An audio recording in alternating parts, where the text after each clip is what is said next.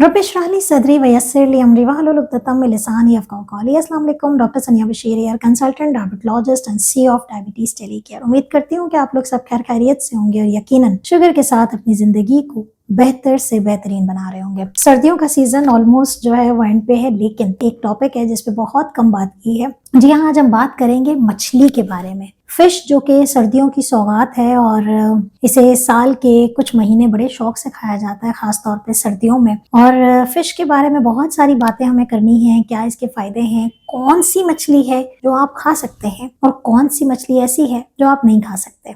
अगर आप शुगर के पेशेंट हैं, हाई ब्लड प्रेशर के पेशेंट हैं या यूरिक एसिड के पेशेंट हैं, तो ये वीडियो आपके लिए है।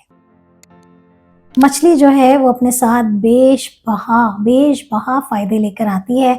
बहुत सारे लोग हैं जिनको मछली नहीं भी पसंद है। आप किस कैटेगरी में, जल्दी से हमें कमेंट करके बताइए कि आप फिश खाते हैं, कैसे खाते हैं, कौन सी खाते हैं, जल्दी से बता दीजिए।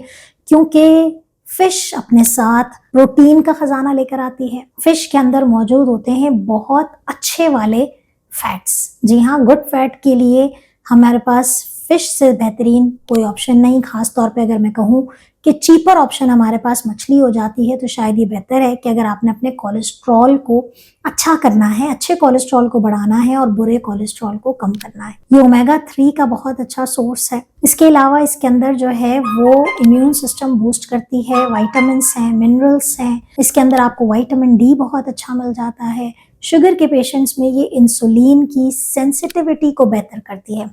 वो लोग जो कि वजन की कमी का शिकार हैं, अगर वो मछली को अपनी डाइट में शामिल रखते हैं तो उनका वजन जो है वो अच्छा गेन होना शुरू हो जाता है हेल्दी वे में। इसके अलावा इसका रेगुलर इस्तेमाल आपकी मेमोरी को बहुत बूस्ट करता है, आपकी ब्रेन हेल्थ यानी कि दिमागी सेहत के लिए बहुत अच्छा है, आपकी याददाश्त को बेहतर करता है, इंसुलिन की काम करने की सलाहियत को बेहतर करता है।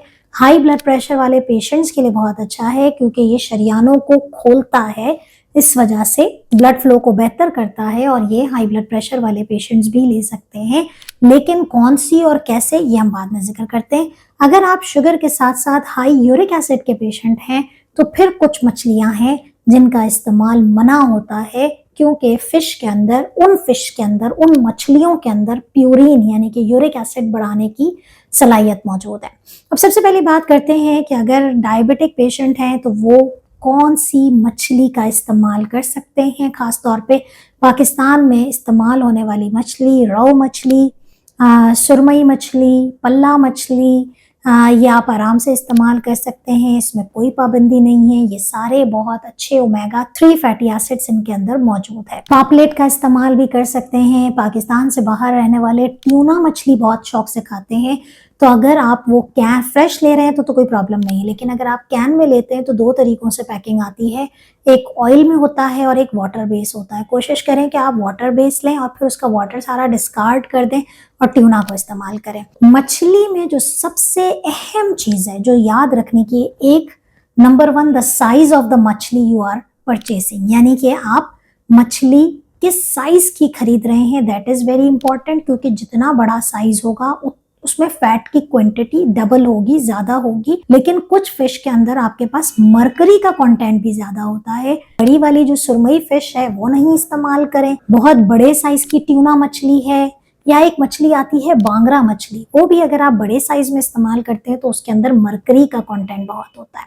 तो आम जबान में यह है कि पाकिस्तान में मिलने वाली जो भी मछली आपको मिल रही है, समुद्री मछली हो या मीठे पानी की मछली हो, अगर वो साइज में छोटी है तो आप इस्तेमाल कर सकते हैं। कितना खाना चाहिए, कब खाना चाहिए, रेकमेंड किया जाता है कि आप हफ्ते में 2 दफा मछली अपनी मील में शामिल कर सकते हैं सेफली।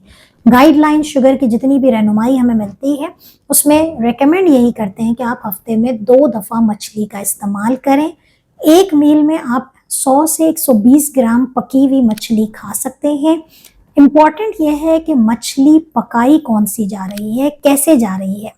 तो देखें, अगर आप डीप फ्राई कर रहे हैं, आप इसको पकौड़े बना के खा रहे हैं, आप फिंगर फिश बना रहे हैं, कोटिंग कर रहे हैं, तो मछली फायदा देने के बजाय नुकसान करेगी। आप ग्रिल करें, स्टीम करें, बेक करें और इसके साथ बहुत सारा सैलड लेके खाएं, ये आपको नुकसान नहीं देगी। लेकिन अगर आपने ज़्यादा नमक, ज़्यादा मसाले डाल के मछली को पकाया तो वो फ़ायदा देने के बजाय नुकसान देगी। हाई ब्लड प्रेशर वाले पेशेंट्स के लिए भी स्पेशल इंस्ट्रक्शन मछली के हवाले से यही है कि आपने बड़े साइज़ वाली मछली नहीं खानी है, नमक डाल के इस मछली को इस्तेमाल नहीं करना। अब आप कहेंगे कि मछली धोने में तो नमक डालना ज़रूरी है। बिल्कुल ज़रूरी है। आप डाल के इसको वॉश कर लीजिए और अपने खाने में मुख्तलिफ मसालों का, सिरके का, लेमन का इस्तेमाल कर सकते हैं ताकि आपको नमक की कमी महसूस ना हो। ज़्यादा नमक नहीं खाना है, टेस्ट के मुताबिक थोड़ा सा डाल सकते हैं। अगर आप हाई यूरिक एसिड के पेशेंट हैं तो जो मछली कॉमनली यूज़ होती है और वो आपको मना है वो ट्यूना फिश है। जी हाँ, अगर आप खास तौर पे कैन वाली ट्यूना फिश लेते हैं